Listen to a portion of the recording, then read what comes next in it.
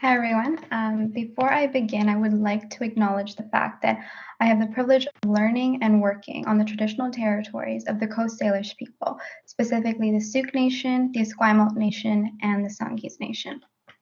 Good afternoon. My name is Jessica Samuel, and I did my practical placement at Island Sexual Health Society here in Victoria, BC.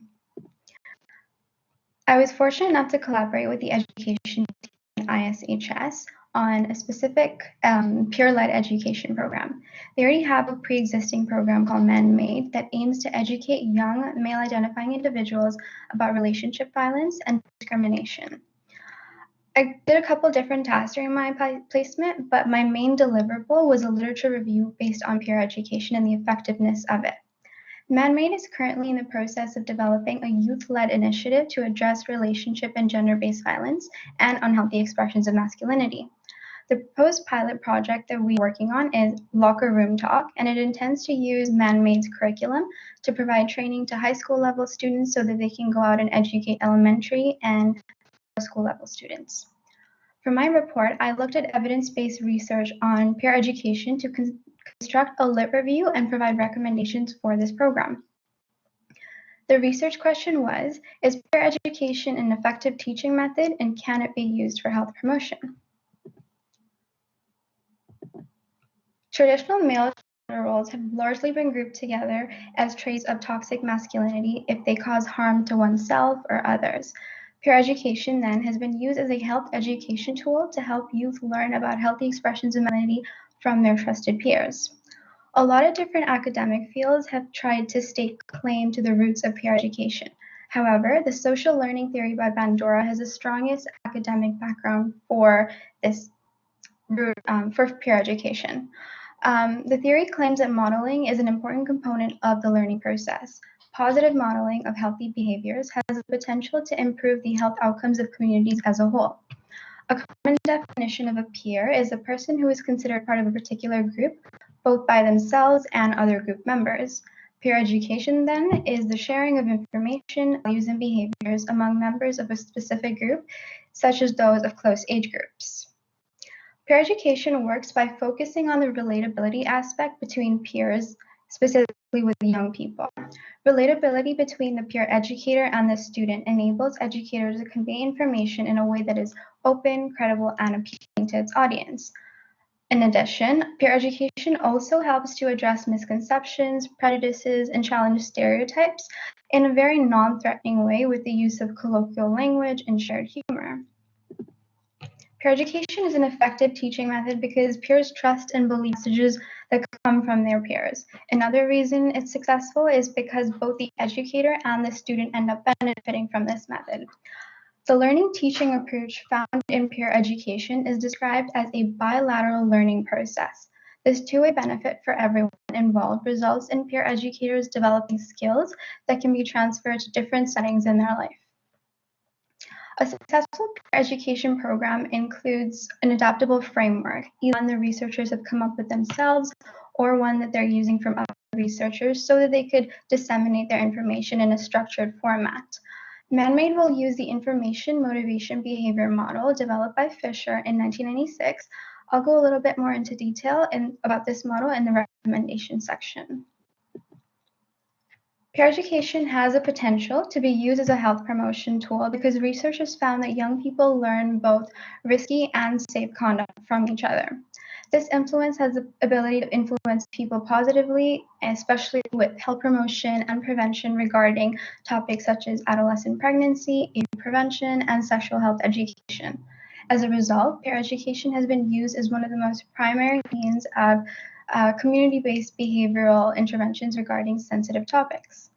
Peer pressure is a term with mostly negative connotations among youth, but peers tend to be successful at positively influencing social norms and promoting better health practices through open communication methods. Educating young people about healthy masculinity through communication can encourage emotional and relational wellness through healthy communication. Compulsory masculinity has been defined as a path that a lot of boys experience on their pathway to manhood, whereby they're taught to socially engage in the powerful roles of their gender, even if it means they renounce characteristics that are considered to be socially lacking masculinity. True masculinity then encompasses the other half of this binary, which includes physical development, strength, and aggressiveness. Creating and projecting an acceptable version of masculinity is then seen as an essential part of a young person's developmental stage. The research I found had this really interesting quote that I wanted to point out. It says, if men have learned to be violent, they can unlearn it too. And since the learning came from men, the most powerful way to learn other gentler ways is also from men.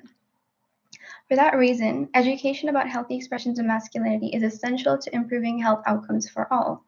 Men tend to be influenced by what other men think and do. Therefore, peer education has the potential to be more easily able to challenge stereotypes. The research that we found does point to the fact that peer education can be an effective means to educate young people on sensitive topics such as healthy masculinity.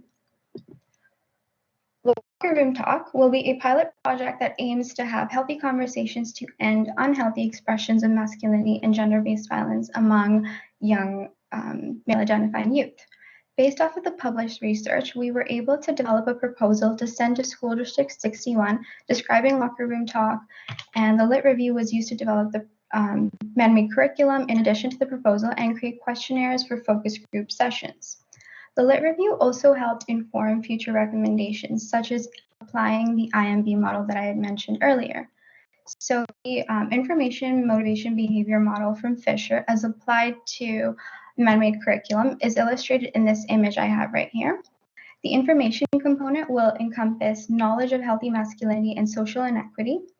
The motivation component will include youth leadership and skill development, and the behavioral component will make a commitment to social justice and creating community connections.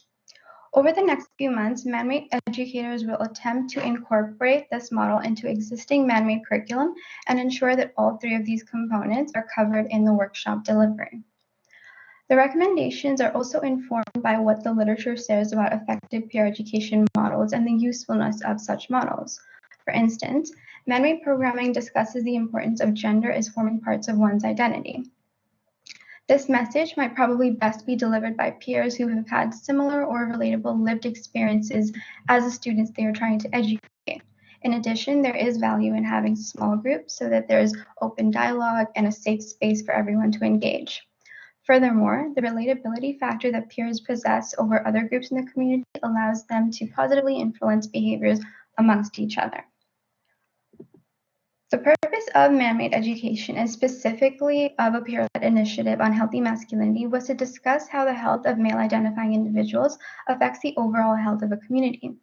Eliminating toxic masculinity and encouraging healthy emotional wellness is part of creating a healthy society for everyone involved. Conversations that redefine what it means to be a man will hopefully encourage men to rethink how they act and behave and how their actions impact not just themselves, but everyone around them, especially in a time and age when the Me Too movement is affecting a lot of men personally. Locker Room Talk was named as such because of some headline-worthy comments that President Donald Trump made a couple years ago. Excusing his comments as locker room talk is only contributing to the negative culture that says such dialogue is okay. Masculinity inherently has a lot of positive traits such as strength, leadership, and confidence that would benefit any individual regardless of their gender. But in the same way, a lot of non-traditional traits such as empathy, kindness, and vulnerability would also be assets. Locker Room Talk is only one small initiative in our larger cultural context, but it shows that the conversations that young people have amongst themselves in locker rooms or in sports teams or in private spaces don't have to be derogatory or negative. Instead, they have the potential to be uplifting, encouraging, and powerful discussions that male-identifying individuals can have with each other. I'm going to really quickly say I want to acknowledge my practicum supervisor, Bobby Turner, and the assistant educator, Nick Sandor, for opening up the opportunity for me to be at ISHS. Having lived in Victoria, this is an organization that I've heard a lot of good things about, so to be able to do my practicum there meant a lot. I learned a lot, and I made a lot of really good connections. I want to thank my family for the positive reinforcement and the love from my friends.